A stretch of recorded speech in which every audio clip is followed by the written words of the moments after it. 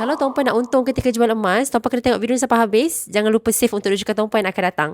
Tuan puan directly Ijah bagi tahu, tuan puan nak untung dalam jual emas, tuan puan kena jual dekat Public Gold. Public Gold membeli semula emas tuan puan harga yang sangat tinggi. Tak kisahlah emas tuan puan tu emas 916 ke, emas 999 ke, gelang cincin rantai yang patah kemek Shala dan sebagainya, Public Gold tetap beli emas tuan puan asalkan tulen. Okay? Konsepnya sangat mudah, prosesnya sangat mudah tuan puan. Tuan puan hanya perlu bawa emas dan juga IC pergi ke mana-mana cawangan di Public Gold. Cawangan Public Gold dah banyak tuan puan, sekitar lebih daripada 18 cawangan di seluruh Malaysia, dan di Indonesia pun kita sudah ada 8 cabang. Okay. Bermaksud tuan puan, Public Gold sudah tumbuh dengan sangat tinggi, dengan sangat stabil insya-Allah.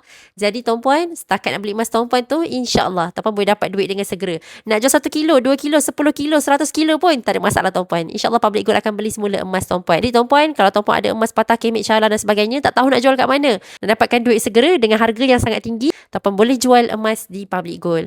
Berminat nak jual emas, boleh hubungi Jia juga. Jia akan bimbing tuan puan dan bantu tuan puan untuk mudahkan lagi proses agar penjualan emas tuan puan tu lebih cepat insya-Allah. Okey, hubungi Jia untuk Jia bimbing tuan puan sebaik-baiknya.